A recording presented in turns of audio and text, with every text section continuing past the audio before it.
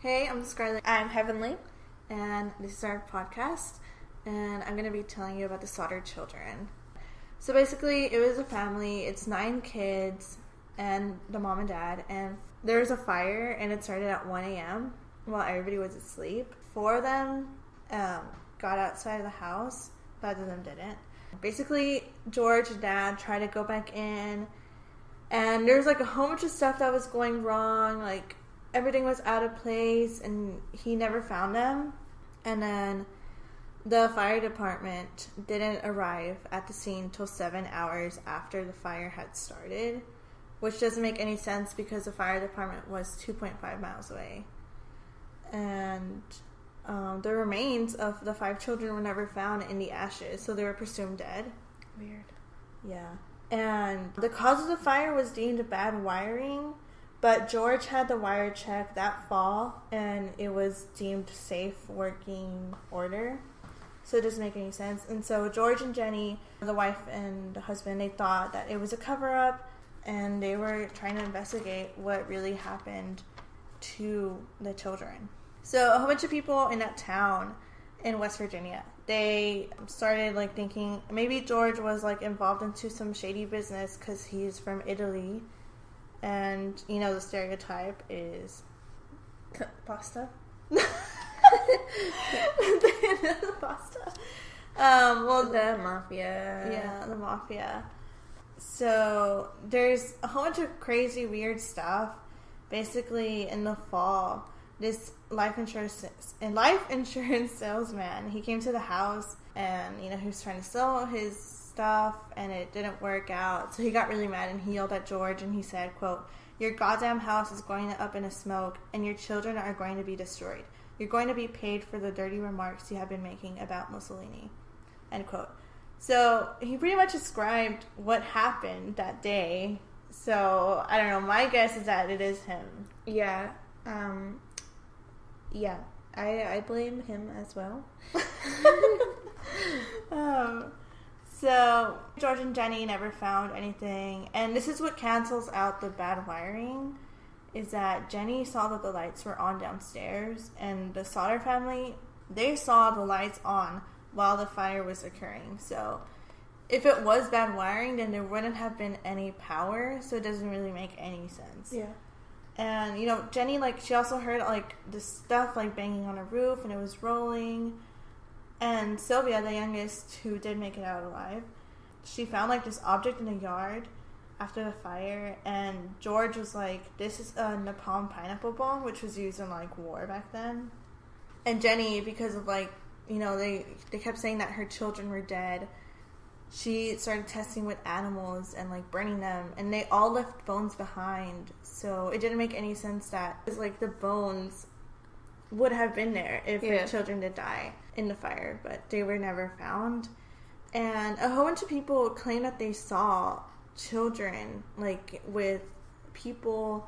Like, there was a woman that saw them the night of the fire, another woman who saw them the morning after the fire, 50 miles west of Fayetteville, West Virginia. And then, like, this woman said that she saw 4 out of 5 children with, like, 2 men and 2 women of Italian descent. And she tried to talk to them, but they were like, "No, you can't speak to them." So it's pretty fishy. And then a few years later, you know, George, he kept getting, like, all these tips from different people. Like, "I just saw Betty, and I just saw this other kid that looks like your kid, your missing kid." But, like, he, like, did investigate, but it didn't lead to anything, or it was just wrong information. So they hired, like, this private detective, and apparently one of the guys from the jury was the salesman. What? So it was pretty corrupt, you know? And he did it. Yeah, 100%. I think he did it because then he got to sway the jury. Yeah. And so that, it's pretty smart. It's so corrupt. It's crazy. It is the 1940s after all. So. Yeah.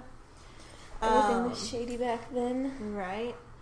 They did find human vertebrae, but, you know, it was, like, before DNA investigation existed, so it couldn't be for sure. but they like hypothesized that it belonged to a 16 or 17-year-old. But the oldest missing child was 14 years old.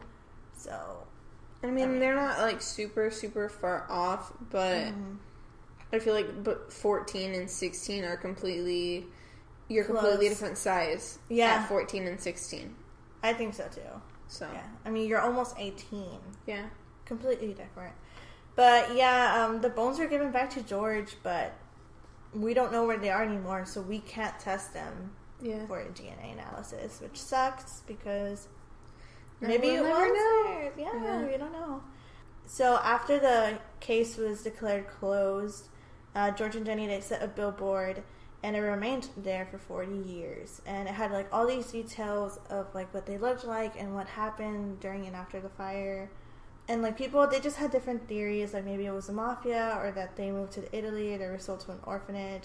There was like so much, but you know, we never know. And here's an interesting thing. In 1968, 23 years later, there was a picture that was sent to Jenny, specifically Jenny, with no return address, but it was postmarked in Kentucky. And it was a picture of a man in his mid-20s, and it was believed to be Lewis. And on the back it said, quote, "Lewis Sodder, I love brother Frankie. Little boys, A90132 or 35, end quote." But we don't know if that's a code at the end. And apparently it really did look like Lewis, but Lewis was like 9 years old, so we don't really know for sure. Yeah, it would be good if we could like get that picture now and do like aging. You know, people do facial recognition and aging now. So if you went missing as a child and it was like 20 years later, they can, you know, run your picture when you were 9, age you, you know, however many years, and see what you look like or would look like, and try and find you that way. Yeah, the photo analysis would really help. But yeah, I mean, George and Jenny died, and Sylvia, who was the youngest, she was 2. She did make it out alive. She kept looking for them, and now her kids, they're continuing to look for them, which is crazy. Good. There's like a lot more details and facts to it, but that's pretty much the overall story. Yeah. Just crazy. I still think it's a salesman. Yeah, no, I believe it was a salesman as well. And he was definitely not working alone. No, because there's no way that, I mean, 5 kids went missing. Yeah. 4 or 5 kids. 5. 5 kids went missing. The oldest is 14 years old. How did no one hear anything? You know? It doesn't make any sense. Yeah. One person could not have done it alone. Yeah. So that was my case of the Sodderchildren. Thanks for listening.